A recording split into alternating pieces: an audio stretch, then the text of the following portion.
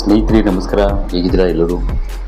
ಸ್ನೇಹಿತರೆ, ಯಾರಾದರೂ ಮೊದಲನೇ ಬಾರಿ ನಮ್ಮ ಚಾನಲ್ಗೆ ಬಂದಿದ್ದೀರಿ, ಈಗಲೇ ಸಬ್ಸ್ಕ್ರೈಬ್ ಮಾಡ್ಕೊಳ್ಳಿ, ಹಾಗೆ ಪಕ್ಕದಲ್ಲಿ ಕಾಣುವಂತಹ ಬೆಲ್ ಐಕಾನ್ ಒತ್ತಿ ಅಂತ ಹೇಳ್ತಾ, ಸ್ನೇಹಿತರೆ, ಈ ರಾಜ್ಯದಲ್ಲೇ ಹೊತ್ತು ದರ್ಶನ್ ಈಗ ಜೈಲಲ್ಲಿ ಕಂಬಿ ಎಣಿಸ್ತಾ ಜೈಲು ಊಟ ಮಾಡಿಕೊಂಡು ಜೈಲು ಒಳಗಡೆ ಇರೋದು. ಒಂದು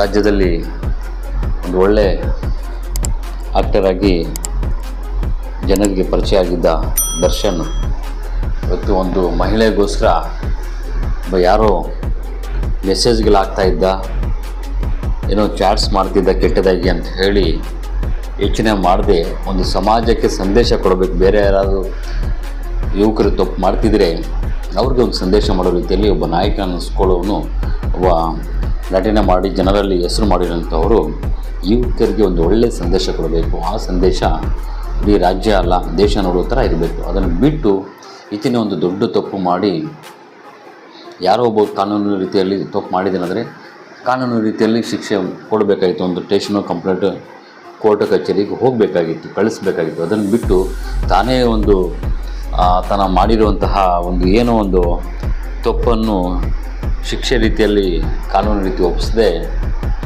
ಇವತ್ತು ಬದುಕಿದ್ದಾಗೆ ಒಂದು ನರಕ ರೀತಿಯಲ್ಲಿ ತೋರಿಸೋ ರೀತಿಯಲ್ಲಿ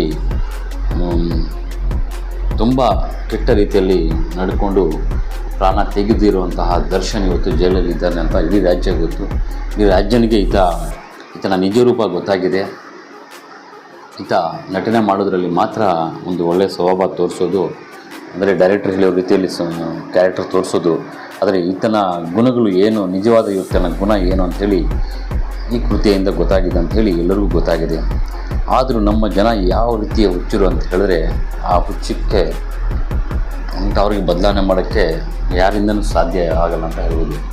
ಇದು ಏನಂತ ಹೇಳಿದ್ರೆ, ಈತ ಬಳ್ಳಾರಿ ಜೈಲಲ್ಲಿ ಕಂಬಿ ಎನ್ನಿಸ್ತಾ ಇದ್ದರೆ ಒಬ್ಬ ಮಹಿಳೆ ಇಬ್ಬರು ಮಕ್ಕಳ ತಾಯಿ ಗಂಡನಿಗೆ ಮತ್ತು ಮಕ್ಕಳಿಗೆ ಬಿಟ್ಟು ದರ್ಶನ್ ನೋಡಬೇಕಂತ ಹೇಳಿ ಜೈಲ್ ಹತ್ರ ಬಂದು ಜೈಲಲ್ಲಿ ಕಾಂಪೌಂಡ್ ಹತ್ರ ಕಾಯುವಂಥ ಪೊಲೀಸ್ ಅಧಿಕಾರಿಗಳಿಗೆ ಕೇಳ್ಕೊಳ್ಳೋದು ರೀತಿಯಲ್ಲಿ ನಾನು ದರ್ಶನ್ ನೋಡಲೇಬೇಕು, ದರ್ಶನ್ಗೆ ನಾನು ಹಣ್ಣುಗಳನ್ನು ಮತ್ತು ಏನೋ ಒಂದು ಸಿಹಿಗಳನ್ನು ಮಾಡಿಕೊಂಡು ಬೇಡ ಅಂತ ಏನೇನೋ ತಂದಿರುವ ಪ್ರತಿಯೊಂದು ಒಂದು ಸಿಹಿ ಪದಾರ್ಥಗಳು ಹಣ್ಣುಗಳನ್ನು ತೋರಿಸ್ಕೊಂಡು ದರ್ಶನ್ ನಾನು ನೋಡಲೇಬೇಕು, ದರ್ಶನ್ ಭೇಟಿಯಾಗಬೇಕು ಅಂತ ಹೇಳಿ ಕೇಳ್ಕೊಳ್ಳೋದು.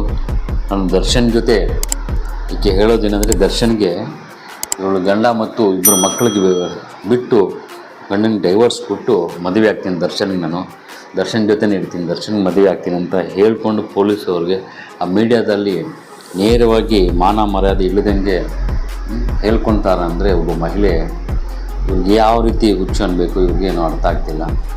ಏನು ಜನ ಇವರು ಸಮಾಜದಲ್ಲಿ ಯಾವ ರೀತಿಯಾಗಿದೆ ಅಂದರೆ ಒಳ್ಳೆಯದನ್ನು ಸ್ವೀಕರಿಸಲ್ಲ, ಕೆಟ್ಟದನ್ನು ಸ್ವೀಕರಿಸ್ತಾರೆ ಅಂತ ಸಾಬೀತಾಗ್ತಾಯಿದೆ ಕೆಲವರು ನೋಡಿದರೆ.